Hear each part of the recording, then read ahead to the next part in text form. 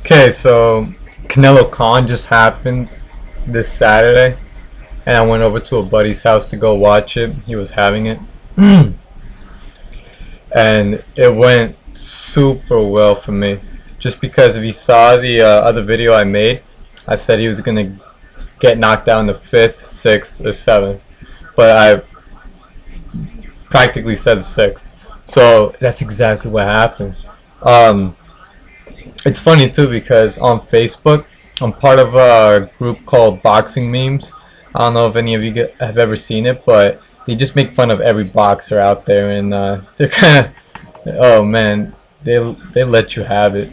So for Khan, they were calling him Canvas, like Khanvas,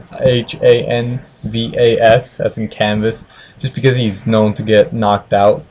No, well, not knocked out, but dropped fairly easy if you have power behind your punches, which Danny Garcia had power, Brady's Prescott had power, Julio Diaz had power. Um, Obviously, Canelo had power, right?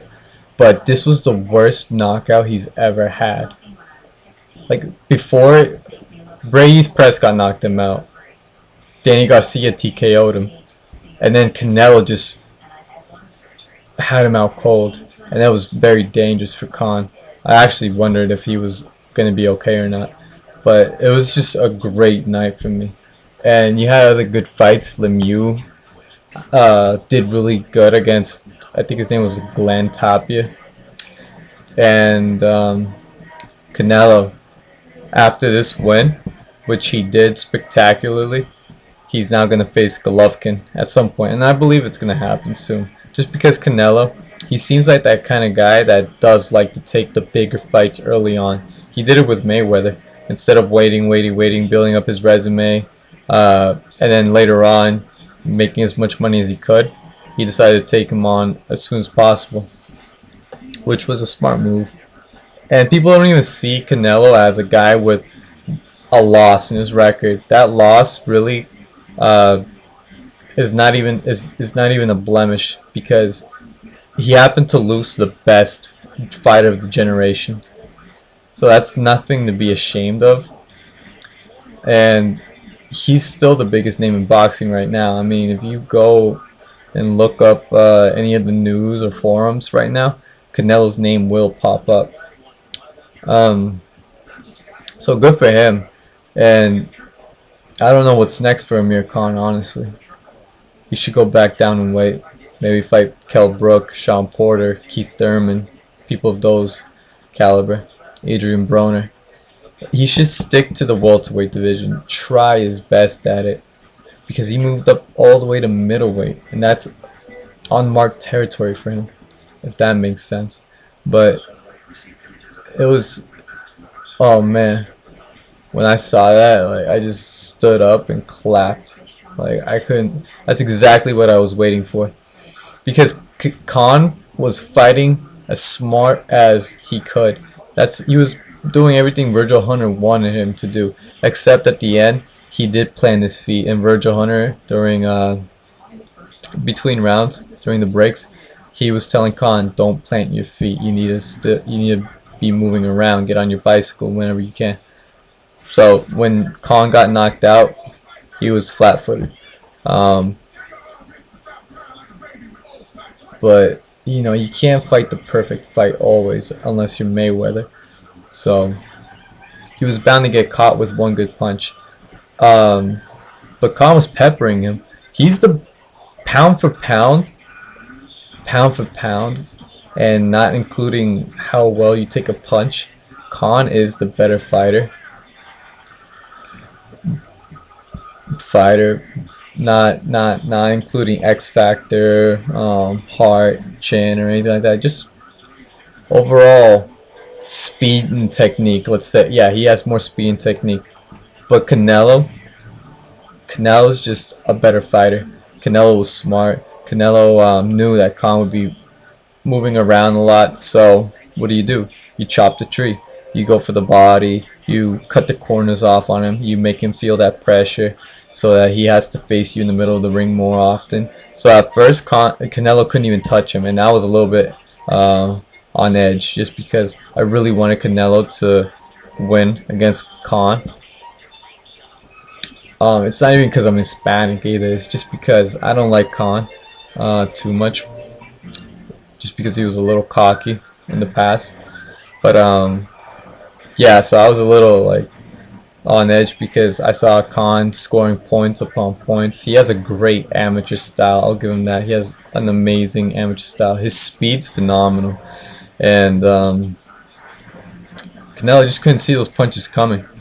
So he did a good job taking those punches to the chin and hitting Khan in the body, which did what they had to do. Those punches did what they had to do, meaning Khan eventually slowed down and faced him in the middle of the ring more often, where Canelo was able to connect a couple good punches until finally he landed that one good punch right in the middle of the ring, where it's the hardest to catch somebody like Khan. I mean, Khan moves around a lot, so to get him right in the middle of the ring, he threw the right punch at the right moment.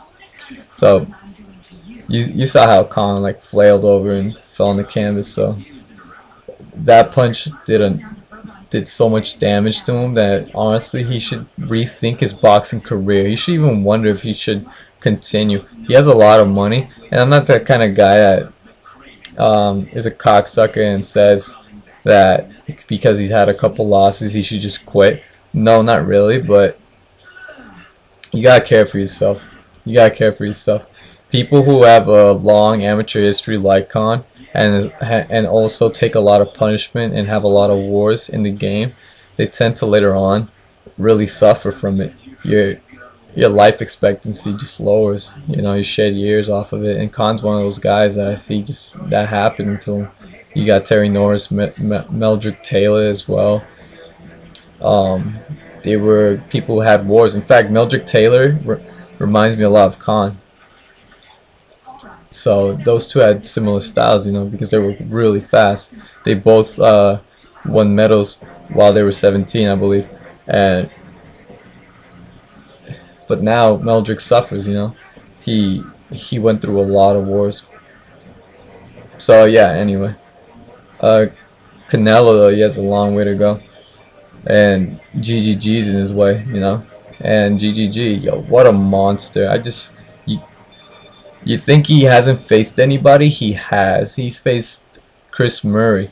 He's faced Lemieux. He's faced Gabriel Rosado. While he had the flu, he TKO'd him. I mean, the flu is the flu, man. You feel like crap. I've had the flu and I just couldn't do anything. Like, I felt miserable. I didn't want to get out of bed. And this guy fought another world-class fighter while with the flu and TKO'd him. I mean, that's just phenomenal. So Golovkin, he's just, I don't know. If I had to choose between Canelo and Golovkin, it has to be GGG for me. For me, just off of what I've seen. But who knows? Canelo could be the one to pull it off. You know, he could be the next Golden Boy. He's a great guy. I respect him a lot. Canelo, he has a good head on his shoulders and just he's a warrior, you know. So, another thing I wanted to mention was Virgil Hunter. He has to control his emotions. I know his fighter lost and all, but he can't blame the fact that Canelo hasn't fought GGG because he beat his fighter, you know. Khan took the fight because the money was there. So don't get emotional, you know, over your fighter's biggest payday, I mean. And now you're trying to get karma on him. So yeah, he's got to man up, and he's kind of contradicted himself. In the past, he used to say that it's not up to the fighters to make the fights; it's up to the managers and promoters. So, you know, it's a thing of the moment kind of thing. But hey, thank you guys for tuning in again. And I just wanted to mention that fights we have coming up are Keith Thurman versus Sean Porter, which I'm really excited about. That's one I was looking forward to when it first got scheduled, but then Keith Thurman hurt his shoulder or wrist, and then it got postponed. So Sean Porter had to have like an exhibition with some other guy, which sucks, you know, because he put a lot of time and effort into training. and then all of a sudden you don't make any money from it. You go into an exhibition. It's an exhibition. But if I had to go, if I had to choose between Sean Porter or Keith Thurman, I'm going with Keith Thurman, man. Keith Thurman, he's another great boxer. He reminds me a lot of Canelo too. He has technique and power, and he has a good amount of heart. So Sean Porter, the reason why I'm going with Keith Thurman over Sean is because Porter tends to have a style that's like a raging bull, you know, like he just smothers you. It's almost as if like he incorporates his football experience into the ring, where he just wants to tackle you and then hold you on against the ropes and dominate you. But that's just a mess, you know. Like he doesn't apply his technique into his fighting at all. So it worked against Malignaggi, but against people like Kell Brook of that caliber, it obviously didn't. And I like Kell Brook a lot for that fact that he was able to just fight a smart fight. I think he won that fight unanimously because he just applied the simplest thing to stop Sean Porter's complex style, which was the jab. You just stopped him in his tracks every time he would try to bull rush him. Kell Brook, honestly, alright, England's got a good bunch of fighters right now. It's got Anthony Joshua, who is the second gold medalist to have a title in the heavyweight division. Well, in any division, but the first was James DeGale, who I went to his fight live when he beat the Durrell brother. He beat him and became the first gold medalist British champion to claim a title, which is weird, you know. You figure that there'd be some gold medalists to win a title, but you never know, you know. Amateurs is one thing, professionals are another, and you get those people that just can't cut it, like Howard Davis. He won the Al Barker Trophy in the Olympics. Didn't go far as a professional boxer. James DeGale's sister is very hot, by the way. She's very hot. I want to meet her one day and just talk to her, you know, just get to know her. So, thanks again for tuning in. Next time there's another fight, I'll make another video, you know. But leave your comments. Tell me what you guys think. Tell me what you guys think I should cover next. And have a great day, alright?